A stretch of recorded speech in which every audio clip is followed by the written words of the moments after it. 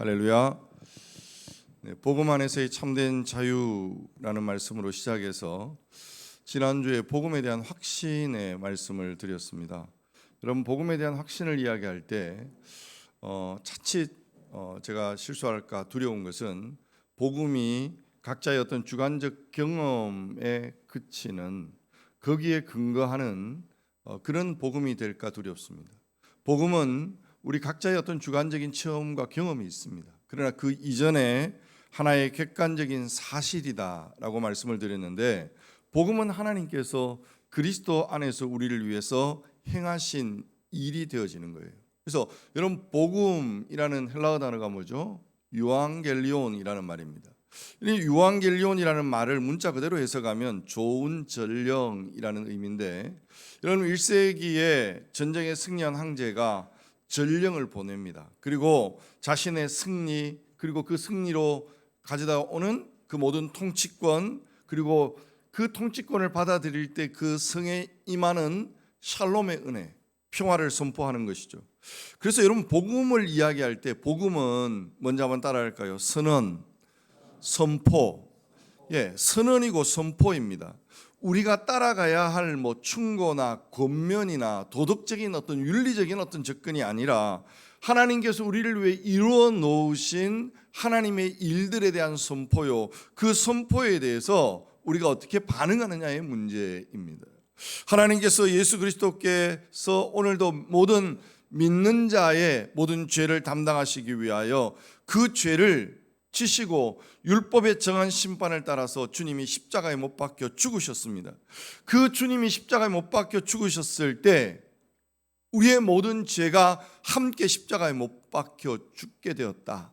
그런데 하나님 아버지께서 그 예수 그리스도를 다시금 살리셨고, 오늘도 우리를 그 살리신 예수 그리스도의 부활에 동참하게 하셔서 하나님의 자녀의 의를, 그 자녀의 권세를 우리에게 부어주시기를 원한다. 여러분, 이 이야기가 구약 창세기부터 신약의 요한계시록까지 하나의 거대한 거대사 이야기라고 표현했습니다.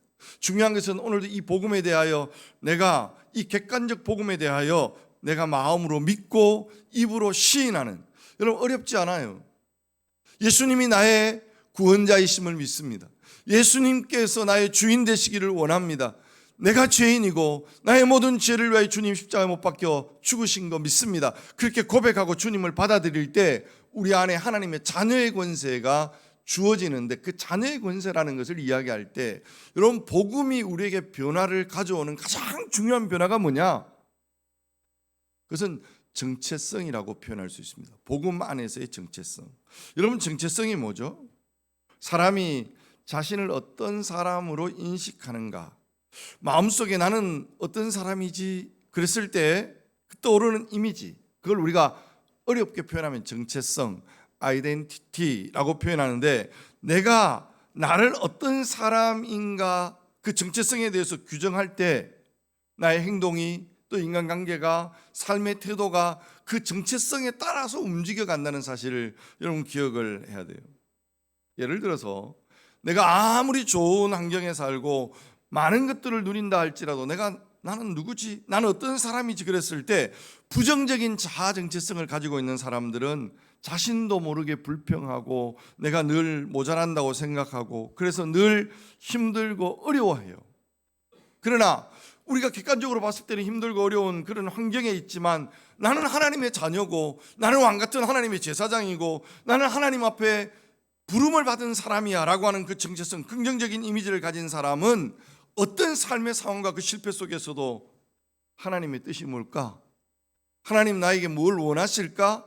그것을 고민하면서 살아가게 되어 있죠. 그래서 사람이 환경이 중요한 것이 아니라 내가 나의 삶을, 내가 내 인생을, 내가 내 자신을 어떤 시선으로 바라보느냐, 그게 정체성이 중요하다는 이야기예요. 그래서 사람이 진짜 바뀐다는 것은 그냥 조금 착해졌다 정도가 아니라 우리가 생각하는 내가 누구인가, 그 정체성의 변화, 내가 어떤 사람인가, 나를 바라보는 삶의 태도, 여러분 그런 측면에서 복음 안에서의 정체성이라고 표현했습니다. 복음이란 자신의 정체성을 바꾸어 주는 거예요. 복음이란 내가 하나님을 만나고 나면, 예수 그리스도의 십자가의 복음을 내가 받아들이고 나면 제일 먼저 내가 예수 그리스도 안에서 하나님의 자녀가 되어졌다라고 하는, 그리고 그 자녀의 권세가 뭔가를 깊이 묵상하면서 놀라운 변화들이 일어나게 돼 있어요. 오늘 로마서는 복음의 가장 진수를 보여주는 바울의 서신이잖아요. 이 로마서 때문에 수많은 믿음의 선진들이 변하고 또 인생이 바뀌어지는 어거스틴이, 루터가, 수많은 믿음의 선진들이 그렇게 변화되게 만들었던 바울의 복음의 서신입니다. 오늘 이 복음의 서신을 기록하면서 여러분 먼저 자신의 정체성을 이렇게 고백하고 있어요. 여러분 1절 말씀을 같이 한번 볼까요? 다 같이 한번.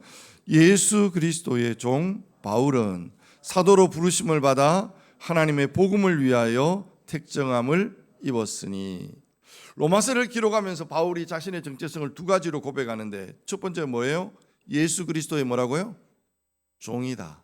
그리고 예수 그리스도의 사도로 택정함을 입었다. 이 두 가지 인식. 여러분 먼저 종이라는 말을 한번 생각해 보세요. 내가 누구의 종이다 라고 했을 때, 여러분 우리의 이미지 속에는 아무래도 긍정적인 이미지보다는 부정적인 이미지를 생각하게 되어지죠. 긍정적인 것보다 훨씬 더 부정적인 게 많이 있습니다.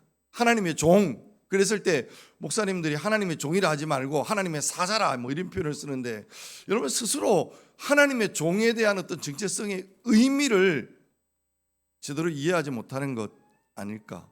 그래서 하나님의 종 그랬을 때, 아이고 또 하나님의 종, 또 하나님의 사람. 그래서 뭐 교회 다니는 게 너무 이것 안 되고 저것 안 되고 이렇게 하면 안 되고 저렇게 안 되면 늘 뭔가 속박의 어떤 느낌으로 우리 젊은 청년들에게 다가가고 있는 이미지가 아닌가라는 생각을 해볼 때, 바울이 말하는 종이라는 개념이 그런 부정적 개념이 아니다 말이에요. 예를 들어서 우리가 누구의 종이냐? 여러분 종이라는 표현보다가 뭐 한번 생각해 보세요. 제가 대통령 비서실장이다. 여러분 비서실장이 뭐 하는 거예요? 종이에요. 삼성 대그룹 회장의 여러분 뭐 비서실장이다. 그러면 똑같은 종이라도 그 의미를 달리하는 것을 보게 되어집니다. 저는 방이지만 군용 참모를 모시고 있던, 그래서 늘 그 참모님의 어떤 그 일거수일투족에 대해서 늘 관찰하고 또 살펴야 되는 그런 임무가 제게 있어요.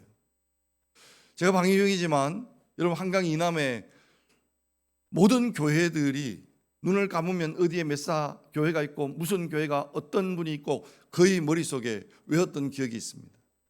그런데 제가 아주 자부심이 강했어요.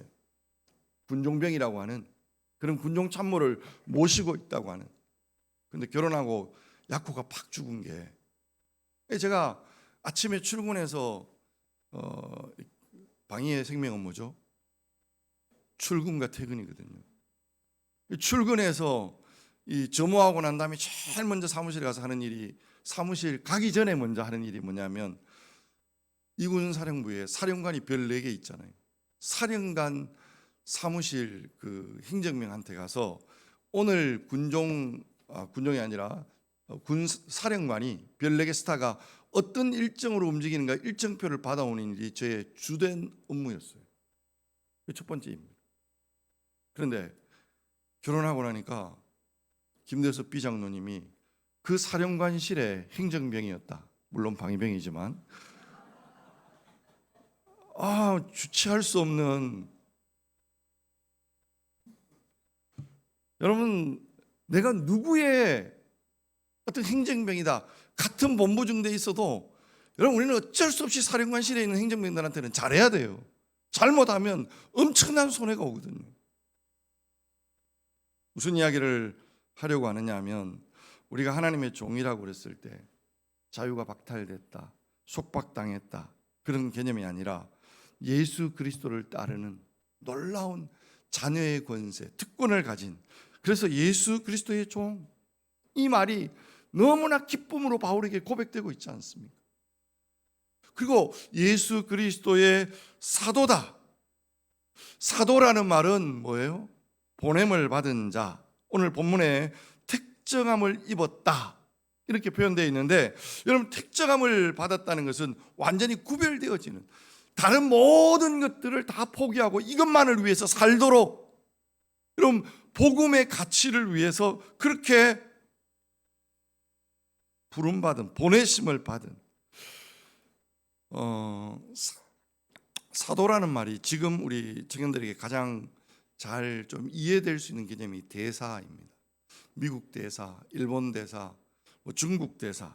여러분 정권이 바뀌면 모든 대사들을 웬만하면 다 바꿨습니다. 왜냐하면 그 대통령과 뜻을 같이 하는, 거기에는 사실은 야당도 웬만하면 야당이 되어서 그 대사가 바뀌는 일에 대해서는 지금 보세요, 별로 이렇게 시비를 걷지 않아요. 왜냐하면 그 대한민국의 대통령의 생각과 그 의중, 그 모든 것들을 가장 잘 드러내주는 사람이 대사이기 때문입니다. 그러나 그 대사의 역할을 감당하기 위해서 가장 중요한 게 뭐냐면 자신을 보내는 그 주인과의 신뢰관계, 그리고 그 주신 사명을 제대로 받아야 되는 것입니다. 그걸 위해 목숨을 걸어야 되는 것이죠. 그래서 사도라는 말을 함부로 쓰지 않았습니다. 예수님을 직접 만났던 12사도와 그리고 오늘 바울이 다메섹 도상에서 예수님을 만났을 때 사도로 부름을 받은 자라고 표현을 하게 되어지는 것이죠. 그러면 사도 바울이 예수 그리스도의 종이고 예수 그리스도의 사도라고 하는 이 정체성을 가지게 되었고, 그 정체성을 지금 서신에 딱 첫글에 기록하면서 그 확신과 자부심을 가지고 글을 쓰고 있단 말이에요. 그러면 그 정체성이 어떻게 생겨진 걸까? 무엇 때문에 생겨진 걸까? 라는 이야기를 할 때 여러분 2절 말씀에 보면 뭐라고 되어 있죠? 첫 번째, 같이 시작. 이 복음은, 여기까지 이 복음은 이라고 시작되고 있습니다. 복음 때문에 그 정체성을 갖게 되었다 이 말이에요. 그런데 이 복음은 어떤 복음이냐? 그 뒤에 같이 한번 읽어보십시다. 시작. 하나님이 선지자들을 통하여 그의 아들에 관하여 성경에 미리 약속하신 것이라. 누구에 대하여? 그의 아들에 관한 것. 3절에 보면 그의 아들에 관하여 말하면, 이렇게 되어서 육신으로는 다윗의 혈통에서 나셨다. 그리고 4절에 보면 죽은 자 가운데 부활하셨다.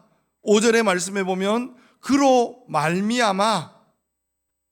한마디로 이야기하면 복음이 뭐예요? 복음은 예수 그리스도에 관한 것입니다.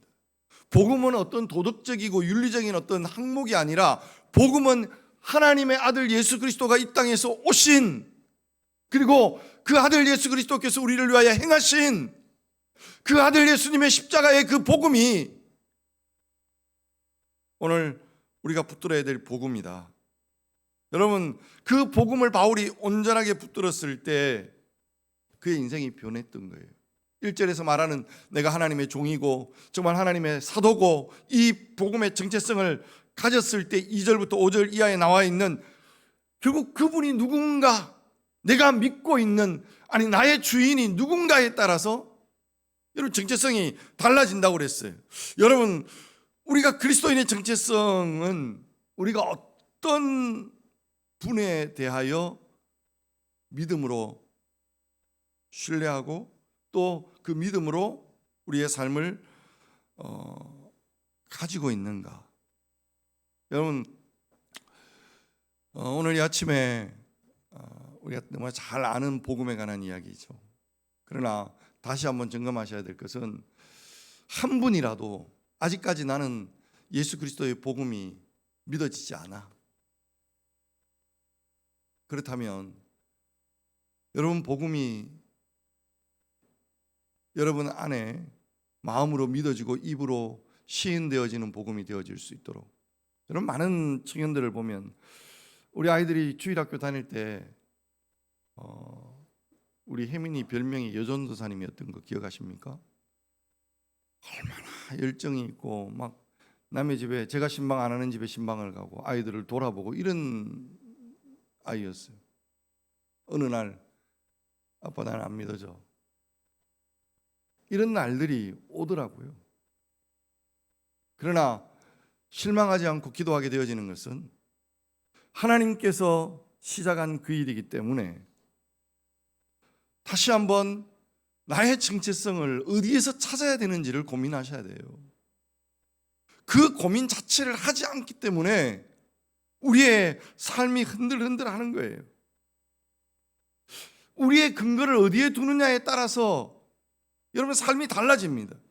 내 자신의 정체성을 여러분 얄팍한 어떤 내 인생은 내 것이라고 생각하고 있고 이 땅에 눈에 보이는 게 다라고 생각하면 우리의 인생에 찾아오는 여러 가지 어떤 어려움들, 부도 한번 나고 부모나 배우자가 큰 질병에 한번 걸리고 내가 다니던 직장에서 해고를 당하고 6개월만 빈둥빈둥 한번 놀아보세요.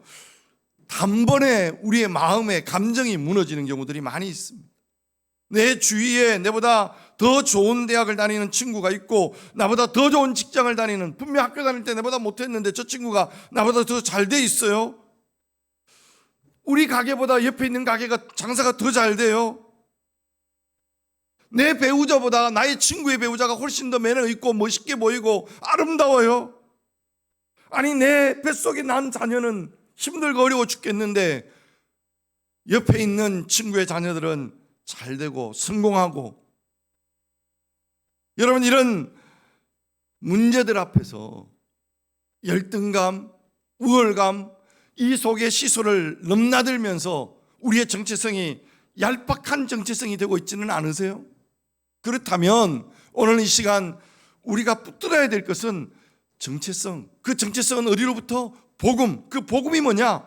예수 그리스도, 그 아들에 관한 것이고 내가 예수 그리스도를 어떻게 믿고 받아들이느냐에 따라서 내 삶의 정체성이 달라진다면 내가 얼마나 오래 교회를 다녔고 내가 얼마나 많이 봉사를 했고 내가 어떤 직분을 가지고 있느냐가 중요한 것이 아니라 여러분이 예수 그리스도의 복음 앞에서 나는 누구인가? 늘 추천하는 책이지만 닐 앤더슨의 나는 누구인가? 이제야 알았습니다 라는 책이 있습니다. 여러분 복음 안에서의 여러분 자신을 잘 발견할 때 우리 안에 얼마나 놀라운 복음의 능력을 경험하게 되는지. 그런데 여러분 5절 말씀을 다시 한번 읽어볼게요. 다시 한번 읽습니다. 시작. 그로 말미암아 우리가 은혜와 사도의 직분을 받아 그의 이름을 위하여 모든 이방인 중에서 믿어 순종하게 하나니. 여기에서 세 가지 단어가 있어요. 첫 번째 은혜라는 단어, 두 번째는 믿어라는 단어, 세 번째가 순종이라는 단어가 중요합니다. 여러분 교회를 얼마나 다녔느냐, 교회에서 뭘 했느냐, 어떤 훈련을 받았느냐 중요한 게 아니고 우리가 어떤 믿음을 가지고 그분 앞에 어떻게 순종하는 삶을 사느냐가 중요한 거죠. 그런데 어떻게 믿고 어떻게 순종하는가에 대한 부분에 있어서 첫 번째 중요한 단어가 은혜입니다. 내가 알고 있는 객관적인 지식이 은혜가 아니에요.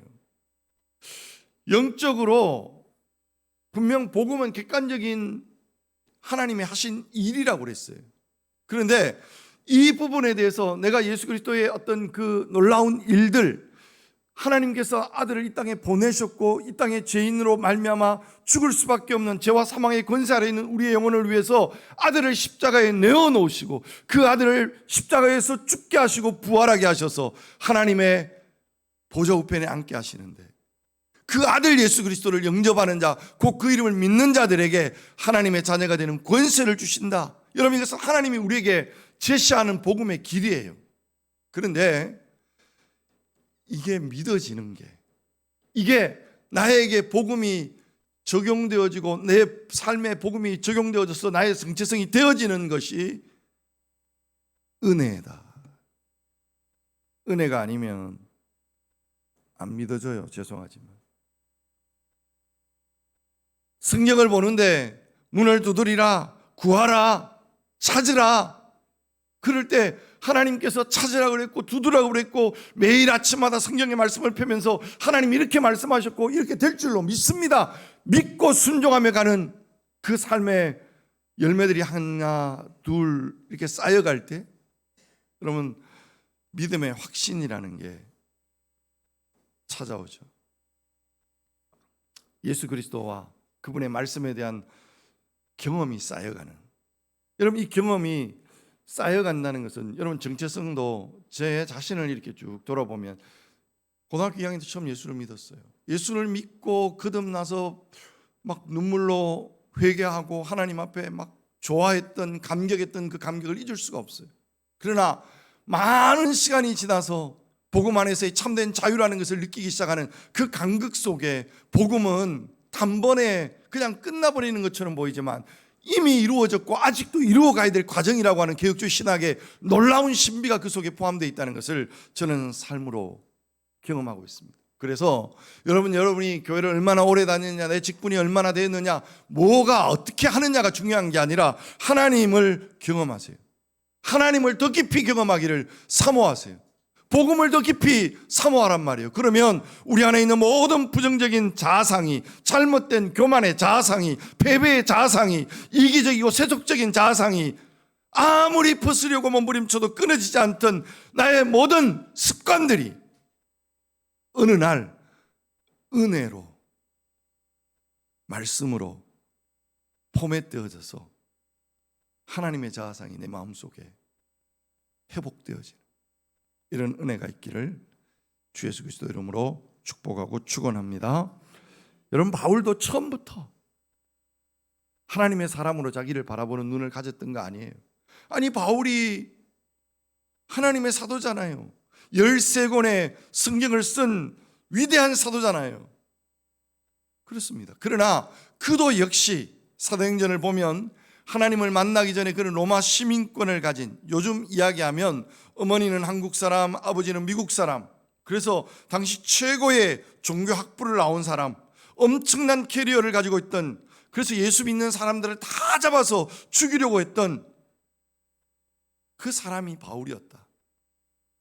요즘 말하면 미국 시민권자요, 하버드 대학 출신이요, 크리스찬을 반대하는 안티크리스도인으로서 그리스도인들이 있는 그곳을 찾아가서 그냥 없애버리려고 하는 안티크리스찬들의 수장, 리더급에 해당하는 사람이 바울이었습니다. 그가 어떻게 예수를 만났습니까? 그날도 예수 믿는 모든 사람들을 고발하고 잡아 죽이기 위해서 다메섹을 향해 가던 그가 다메섹 도상에서 부활하신 주님의 영광 가운데 꼬꾸라지는 경험을 하게 되어질 때, 그 예수 그리스도를 만나게 되어질 때 그의 인생 변화가 일어나고 그 인생의 위대한 사명을 발견하게 되어지는 것이죠. 우리가 예수 믿는다는 것은 늘 이야기하지만 천국행 티켓 하나 얻는 거 아닙니다. 예수가 내 안에 오는 순간, 예수 그리스도의 복음이 내 안에 역사하는 순간 가장 중요한 정체성의 변화가 일어나는 거예요. 그 정체성의 변화가 일어나면 여러분 사명의 눈을 뜨게 되어져 있어요. 누가 뭐 해라 마라가 아니라 은혜를 경험하고 나면, 나를 얽어매고 있는 그 율법이 아니라 정말 하나님의 은혜가 나를 지배하고 나면 어떤 일들이 일어나느냐. 뭐 대통령 비서실장 이야기를 했습니다만 말단 대통령실에 있는 구급 공무원과 비서실장 누가 더 속박될까요? 요즘 MZ세대는 칼퇴근이 생명이잖아요. 물론 그렇지 못한 직장도 있겠지만, 그러나 비서실장은 365일 오라면 새벽이라도 달려가는 사람입니다. 자유가 없습니다. 그렇다고 그 사람이 불쌍한 사람이라고 생각하는 사람은 아무도 없어요. 맡겨진 위임과 권한이 클수록 속박이 큰 거예요. 하나님의 은혜가 우리 안에 임하고 그 은혜가 더 크게 다가올 때 우리 안에 사명이 발견되어지는 것이죠. 이걸 모르면 늘 속박되었다, 부담된다, 어렵다. 여러분 지금 한국교회 위기를 늘 이야기하지만 교인들이 몇천 명이 모여도 결국 헌신할 사람이 없어서 유급 아니면 교회가 돌아가지 않는 이 한국교회 시스템은 결국 어디에서부터 문제가 생긴 걸까? 복음의 정체성에 대한 더 깊은 은혜가 경험되지 않기 때문에. 여러분, 이번에 성경국을 마치고 송동호 목사님 페이스북에 그런 글을 썼더라고요. 청년들을 만나보면서 지금 1,500명의 청년들이 다 선교사 갈 사람들인가?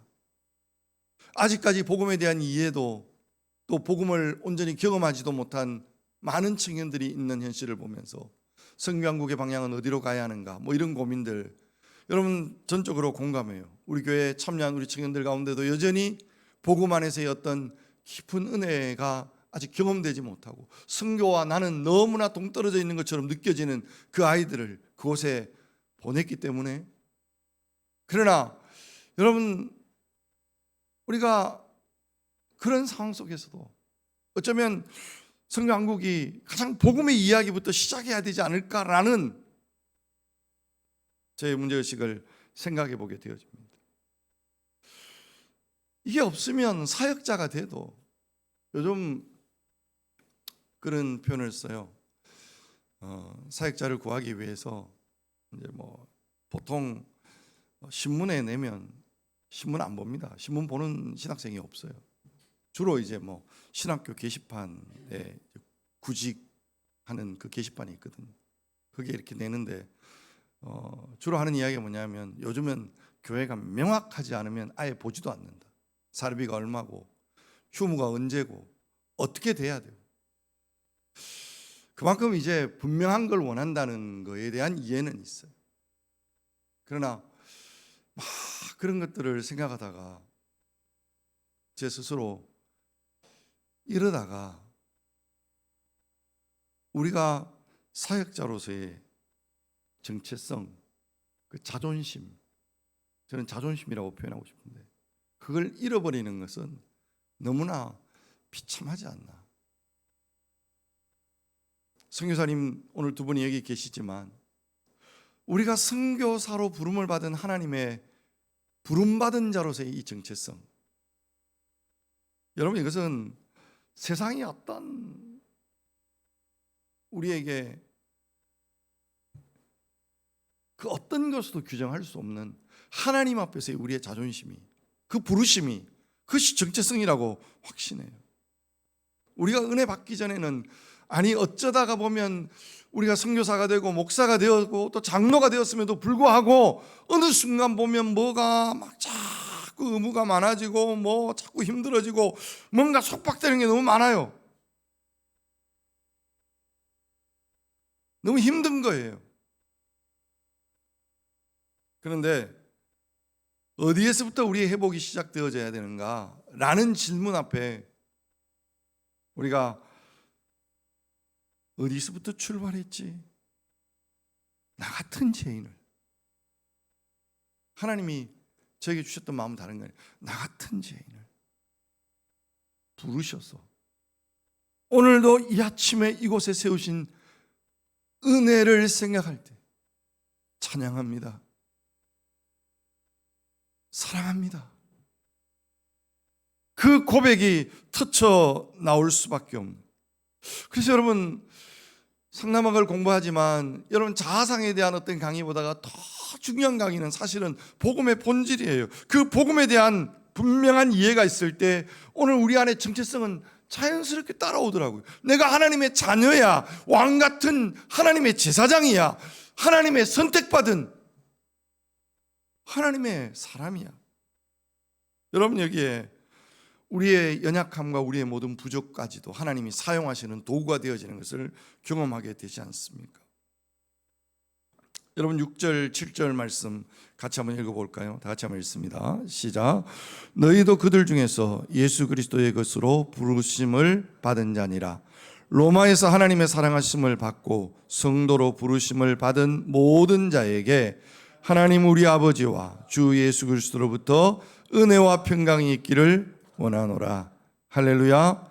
바울은 로마교회 성도들을 생각하면서 당신들도 예수 그리스도의 것으로 부르심을 받은 자입니다. 하나님의 사랑을 받은 자입니다. 그 부르심을 입은 자들입니다. 그 부르심을 입은 자들에게 아버지와 주 예수 그리스도의 은혜와 평강이 충만하기를 원합니다. 축복하는 거예요. 이 정체성이 바뀌어질 때 여러분, 우리의 삶에 어떤 변화가 일어나는가에 대해서는 다른 말로 표현하면 사명입니다. 정체성은 사명을 가져와요. 여러분 8절의 말씀을 한번 보시면 먼저라고 되어 있죠. 내가 예수 그리스도로 말미암아 너희 모든 사람에 관하여 내 하나님께 감사함은, 같이 한번 읽어보십시다. 너의 믿음이 온 세상에 전파됨이로다. 여러분 먼저 너희 모든 사람에 관하여 내 하나님께 감사한다. 너의 믿음이 온 세상에 전파되었다. 여러분 9절 한번 같이 읽어볼까요? 다 같이 시작. 내가 그의 아들의 복음 안에서 내 심령으로 섬기는 하나님이 나의 증인이 되시거니와 항상 내 기도에 쉬지 않고 너희를 말하며. 바울이 복음 안에서 변화되어진 자기의 정체성을 가질 때 바울은 더 이상 내 안에 머물러 있는 복음이 아니었어요. 늘 로마교회 성도들을 향해서 하나님의 복음이 확장되어지기를 바라면서 항상 내 기도에 쉬지 않고 누구를 말해요? 너희를 말함은. 다른 사람의 필요에 민감하게 반응하는 것이죠. 부탁을 드립니다.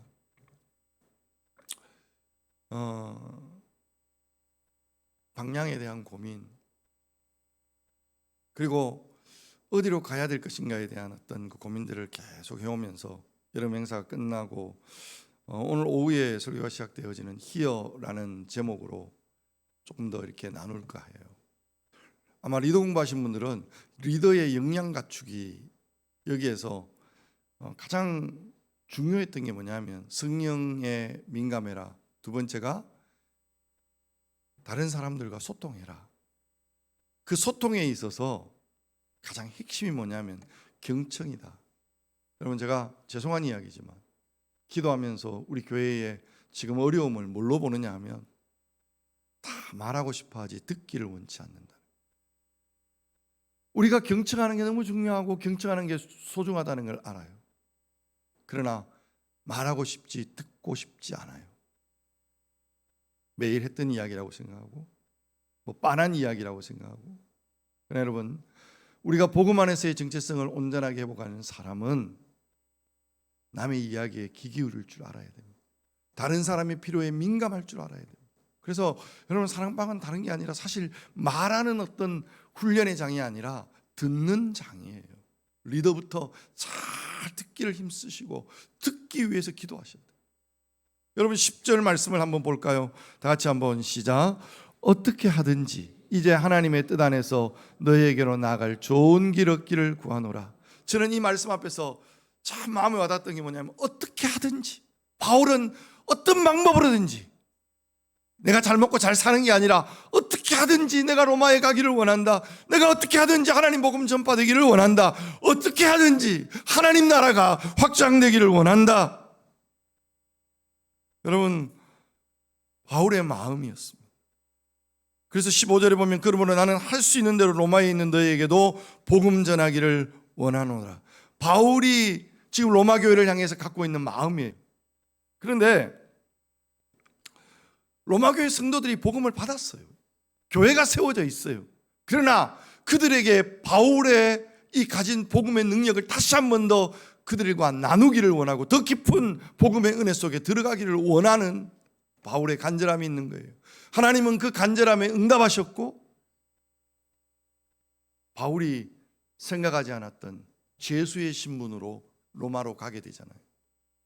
여러분, 하나님의 이 복음 안에서의 정체성, 그 사명에 대한 인식이 없으면 죄수가 되어졌다. 열심히 복음 전했는데 감옥에 갇혔어요. 열심히 뭐 했는데, 교회를 했는데 욕먹어요. 그러면 불평하고 원망하고 짜증나죠.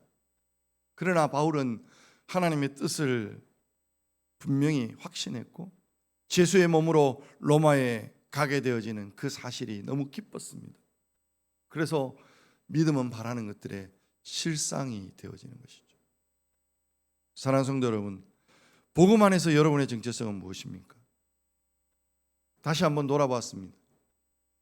고등학교 2학년 교회 다니다가 예수 그리스도가 나를 위해 십자가에 피 흘려 돌아가셨다는 사실이 마음으로 믿어지고 입술로 고백되어지는 그때의 그 감격을 저는 잊을 수가 없습니다.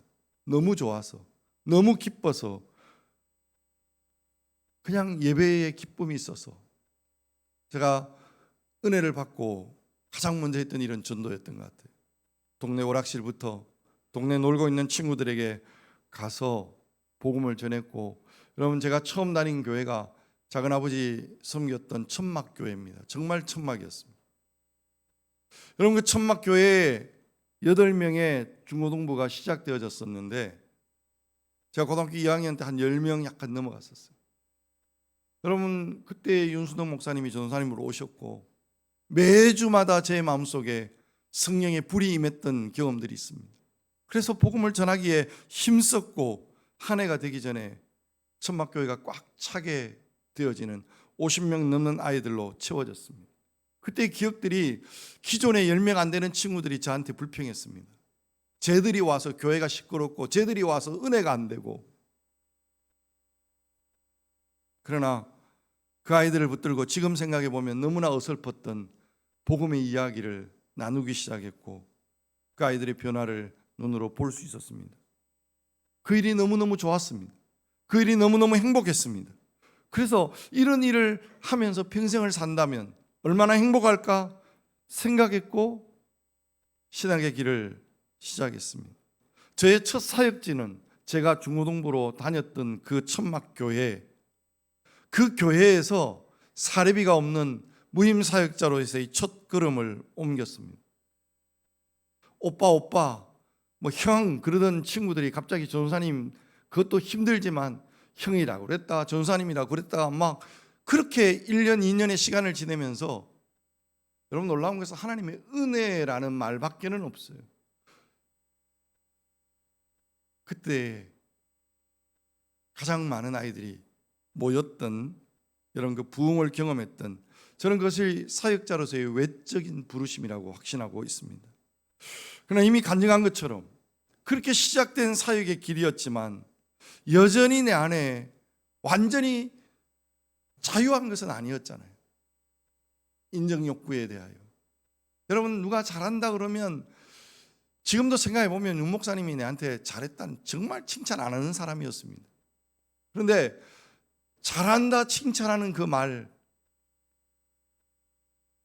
때문에 요즘 막 우리 아이들 보면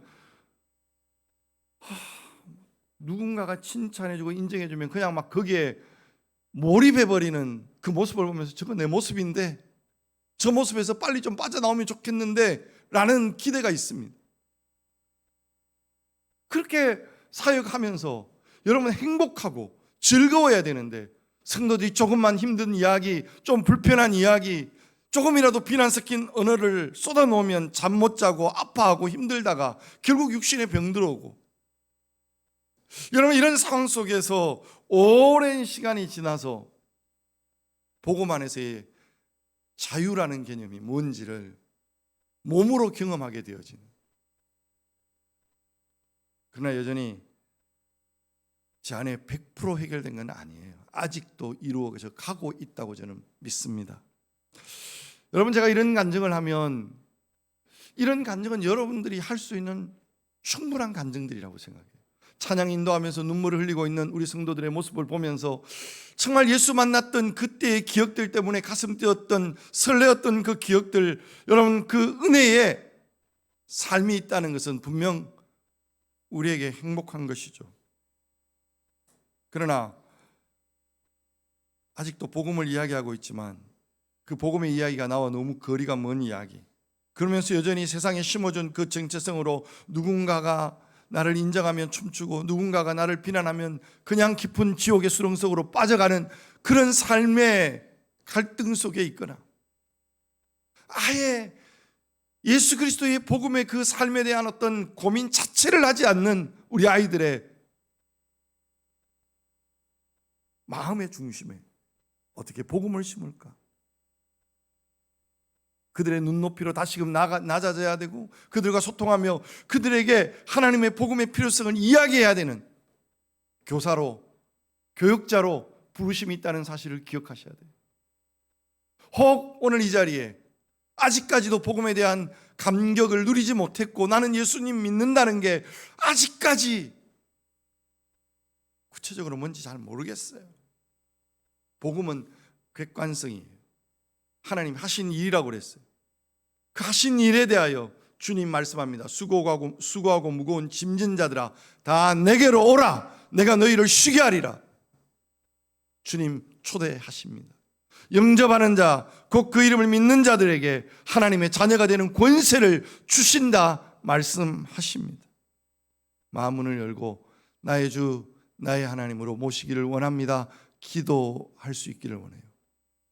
그 속에 역사하시는 하나님의 은혜가 여러분의 인생을 놀랍게 변화시킬 것을 장담하고 확신하고 또 그렇게 되기를 주님의 이름으로 축복하고 축원합니다.